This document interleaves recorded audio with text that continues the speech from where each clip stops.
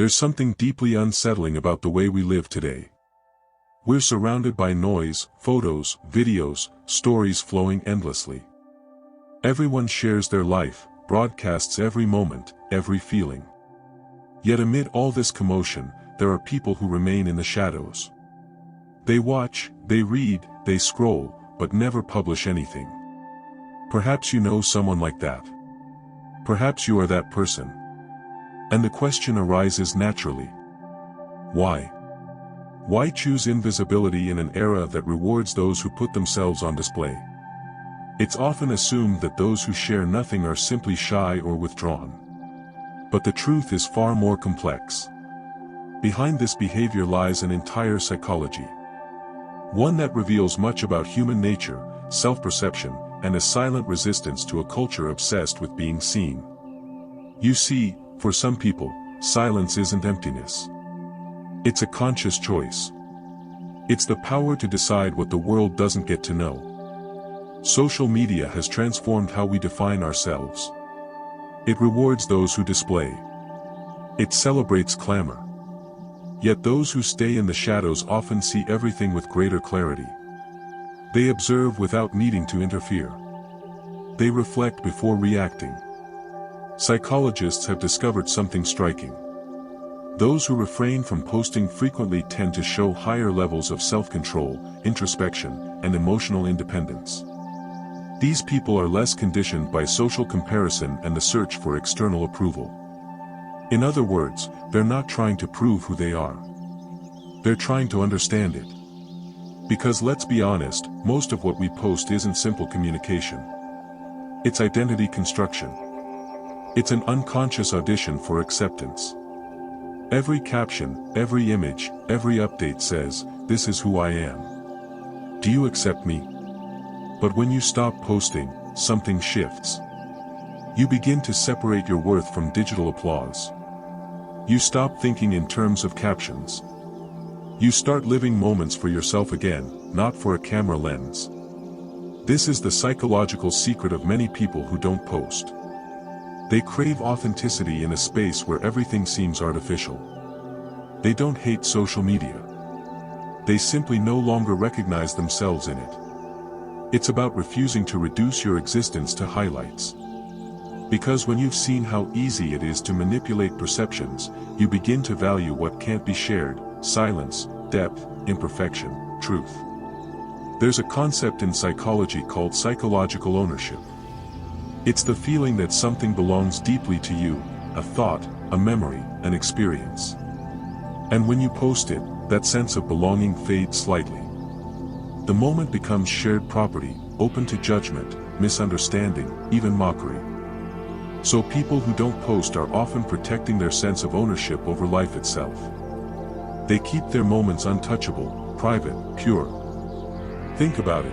When was the last time you did something meaningful without feeling the urge to share it?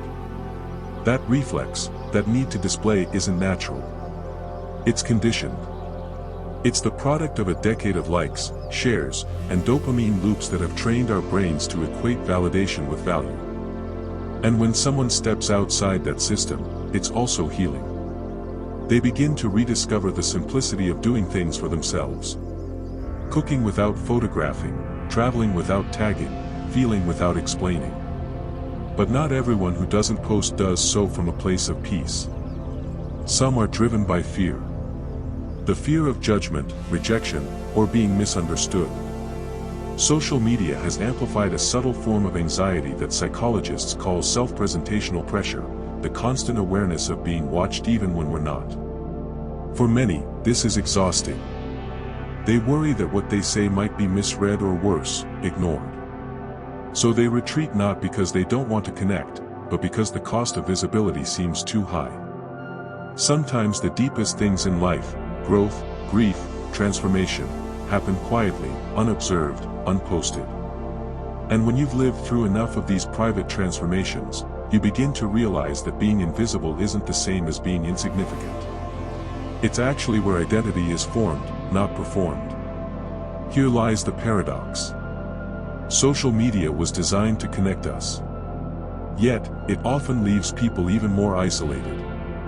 When you don't post, you stop chasing digital closeness and start rebuilding real ones. You begin to notice who cares about you without needing updates. You learn who remembers you without reminders. That kind of connection, raw, unbroadcasted, feels heavier, warmer, and infinitely more real. Part of this is also about identity security. Knowing who you are even when nobody's watching. When you're comfortable with yourself, you don't need an audience to validate your worth. That's not arrogance. It's peace. And ironically, the same people who don't post often have the most interesting stories to tell. But they save them for when you're sitting across the table, not across the screen. The longer someone stays away from social media, the more they begin to see the world differently. Colors seem richer. Time flows slower. Conversations feel fuller. Because when you stop performing, you start experiencing. There's a quiet beauty in walking through life without needing proof of every step. The psychology behind this goes deeper than preference. Every time we post something online and it gets attention, our brain releases dopamine. Over time, we begin to crave that validation. People who don't post often have a strong internal locus of control. Their sense of worth comes from within, not from external approval. They don't need the digital echo of "you're enough" to believe it. Studies show that people who take long breaks from social media often experience a measurable increase in emotional stability and life satisfaction. Because when your sense of identity is no longer constantly mirrored back to you, it becomes solid. It becomes real. You're no longer editing your life into something digestible. You're living it in all its messy, beautiful, unfiltered complexity. Sometimes silence online hides exhaustion. For many, social media became a place where they once sought connection but ended up feeling drained. There's a subtle emotional fatigue that comes from witnessing everyone's highlight reels. You start comparing even when you don't mean to. And eventually, some people decide to step aside, not from bitterness, but from self-preservation. This is one of the quiet truths of this generation. We've confused visibility with value. We assume that to matter, we must be noticed. But real meaning doesn't need witnesses. Some of the most significant moments of your life will happen without a single person watching. No cameras, no captions, no audience, just you. Perhaps this is what those who don't post understand best. They know that privacy isn't loneliness. It's intimacy with yourself. Because when you stop broadcasting every thought, you start hearing your own again. You start reconnecting with the parts of you that got lost in the noise. When psychologists talk about authentic self-expression, they emphasize congruence, the alignment between who you are inside and who you show to the world. But in the age of filters, that alignment is constantly distorted. So when someone chooses not to post, it might be their way of staying congruent, of preserving that fragile truth between their inner and outer world. Those who live quietly often feel life most intensely. They're not distracted by the performance of it. They absorb details others miss. The way light changes on a wall. The pause before someone speaks. They are present. And presence is the rarest currency in a world built on attention. There's a quiet confidence that comes from not needing to be known by everyone, just understood by a few. People who don't post understand that not every truth is meant for the crowd. Some parts of you deserve to remain untouched by algorithms and opinions. Because once something becomes public, it stops being purely yours. So next time you notice someone who never posts, don't assume they're hiding. Perhaps they're simply living. Perhaps they found peace in the quiet corners of existence. Perhaps they're the ones who've remembered what the rest of us forgot. That being invisible doesn't mean being alone. That being quiet doesn't mean being empty. That sometimes the truest expression of who you are is silence. Because in the end, we're not meant to be performances. We're meant to be people. And people who don't post remind us of that every quiet, unfiltered, beautifully invisible moment.